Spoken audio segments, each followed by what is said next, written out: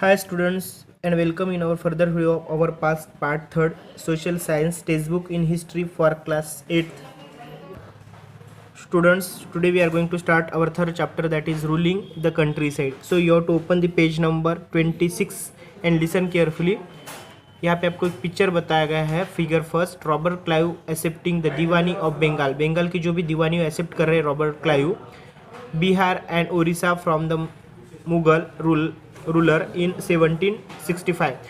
The company becomes diwan. हमें part देखना है. So see students, listen carefully. On 12 August 1765, the Mughal Emperor appointed the East India Company as Diwan of Bengal. जो भी Mughal empire ने appoint किया East India company को as the diwan of Bengal, Bengal का दीवान करके. The actual event most probably took place in Robert Clive's tent with the few Englishmen at the Indian as witnesses. जो भी few Englishman थे, जो भी इंडियंस थे और थोड़े से इंडियंस भी थे, विटनेसेस यानी उनके साक्षीदार थे. But in the painting above, ऊपर के पेंटिंग में क्या है, the event show as majestic occasion, ऐसा बताया गया आप ऊपर की पेंटिंग में. Taking place in grand setting. The painter was commissioner by Clive to record the memorable events in Clive's life. The Grand Diwani declare was one such events in British imagination. British के imagination का बताया गया है. As Diwan, the company becomes and the chief financial administrator of the territory under its control. Now it had to think of administrating the land and organizing its revenue resources. This had to be done in the way that could yield enough revenue to meet growing expense to company. The trading company has also to ensure that it could buy the products needed to sell what they want. यानी जो भी as a diwan थे, company becomes chief financial administrators जो भी थे territory under उनके control थे.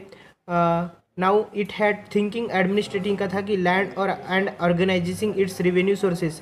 This led to be done in the way that could yield enough revenue to meet the growing expensive in to the company. यानी ज़्यादा से ज़्यादा टैक्स जो है वो उनको मिलना था.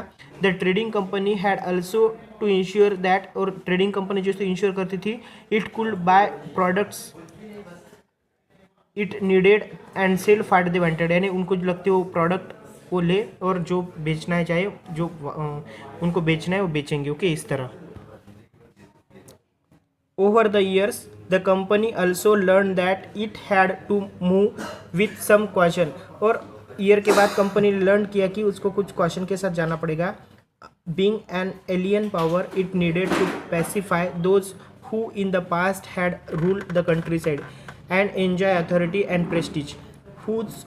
Who had held the local power had to be controlled, but they could not be entirely eliminated. How was this to be done? ऐसा कैसा होगा? This is chapter we will see how the company comes to colonize the countrysides, organize revenue sources. तो company कैसे colonize हुई countryside की, उसके बाद कैसे revenue sources organize किए, redefine the rights of people and produce the crops she wanted.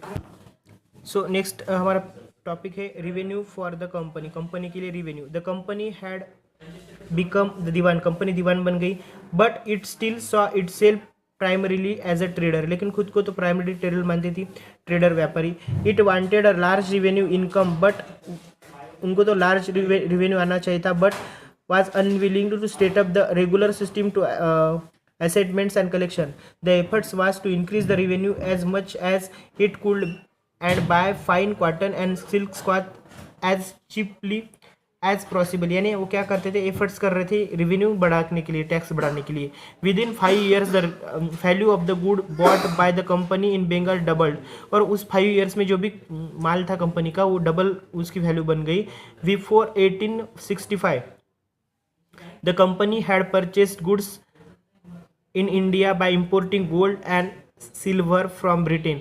देखो क्या किया कंपनी ने, क्या किया, परचेस किया गुड्स इंडिया में, इंपोर्ट क्या किया, gold and silvers from Britain. Okay, now the revenue collected in Bengal could finance the purchase of the goods for export. So it was a clear that Bengal economy was facing a deep crisis, यानी बंगाल की जो भी economy थी deep crisis में थी। Artisans were deserting villages since they were being forced to sell their goods to the company at low prices, और जो भी वहाँ के आर्टिसंस है डिसर्ट कर रहे थे विलेज को, क्योंकि उनको क्या कंपनी फोर्स कर रही थी कि तुम्हारा माल हमें कम सस्ते दामों में दे दो, हमें कंपनी को दे दो, इस तरह। पीजेंट्स को भी प्रॉब्लम थे। Peasants were unable to pay the due that way are being demanded from them, जो भी टैक्स है वो भी देने को अनेबल हो रहे थे पीजेंट्स यानी फार्मर्स लोग।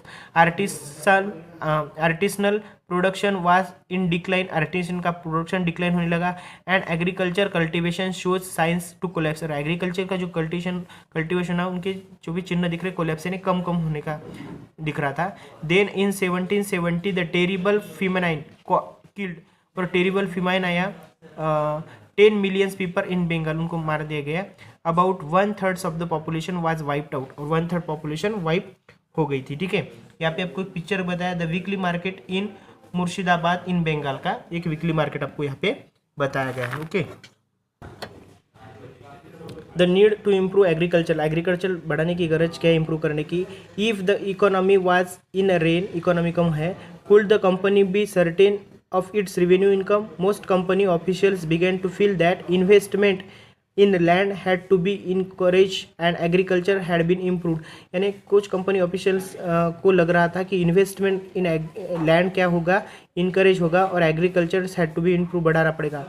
How was this to be done, ये कैसा होगा। After 2 decades of debate on the question, इस क्वेश्चन पे 2 decades डिबेट हुई, the company finally introduce the permanent settlement in 1793 में कंपनी ने परमानेंट सेटलमेंट की। By the terms of the settlement the rajas and taluqdar were recognise as zamindar, उनको जमींदार कहा जा रहा था। दे were asked to collect rents from the peasants and they pay revenue to the company, वो क्या करेंगे, पीजेंट्स से क्या करेंगे, रेंट लेंगे और पे करेंगे revenue from the company. The amount to be is paid fix permanently, और वो अमाउंट परमानेंटली फिक्स रहेगा, उतना ही अमाउंट देना पड़ेगा। This is the it was not to be increase even in for future. It was felt that this would ensure a regular flow of revenue into the company's coffer and at the same time encourage the zamindars to invest in improving the land. Since the revenue demands of the states would not be increased, the zamindar would benefit from the increasing production from the land. Okay, उसके बाद topic है the problem क्या था। The permanent settlements however create problems, जो भी permanent settlement से उन्होंने problem create किए।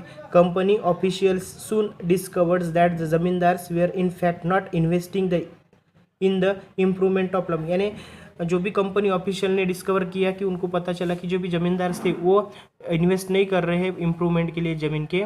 The revenue that had been fix was so high that the zamindars found it difficult to pay, और जो भी रेवेन्यू जो भी है टैक्स वो बहुत जितना फिक्स किया था वो बहुत हाई था कि ज़मींदार ऐसे देख रही थी कि उनको डिफिकल्ट जा रहा था वो पे करने में। Okay, everyone who failed to pay the revenue lost his zamindari, और जो रेवेन्यू टैक्स जो भी ये करने के लिए पे करने के लिए फेल हो रहे थे उनको अपनी ज़मींदार भी लॉस्ट करनी पड़ी। Numerous zamindaris were sold off at the acquisition organisation by the company. By the first decade of the 19th century का फर्स्ट डिकेड जो था, द सिचुएशन चेंज हो गई। The price in the market rose, market के price rose हो गए, high हो गए, and the cultivation slowly expanded, और कल्टिवेशन भी बढ़ता गया। This meant an increase in the income of the zamindars but not gain from the company since it could not increase the revenue demands that had been fixed permanently. जो ज़मींदार थे वो income उनका बढ़ गया, लेकिन जो भी टैक्स था वो उनका फिक्स था, वो वैसा ही रह गया। Okay, even then zamindars did not have an interest in improving the land, बाद में जमींदारों ने भी इंटरेस्ट नहीं दिखाया लैंड को इम्प्रूव करने के लिए। Some had lost their lands in the earlier years of the settlements, other not saw the possibility earning without the trouble and risks of investment. As long as zamindars could give out the lands on tenant and get rent, they were not interested in improving that. जो भी जमींदार है वो फिर से भी interested नहीं थे जमीन को इम्प्रूव करने में लिए। Okay. On the other hand, in the villages, the cultivator found the system extremely oppressing. oppressive. The rent he paid to the zamindars was high, and his right on the land was insecure. To pay the rent, he had to often take a loan from the moneylender, and when he failed to pay the rent, he was evicted from the land he had cultivated from generations. ठीक है, उसके बाद है the new system is devised, we will see in our further video.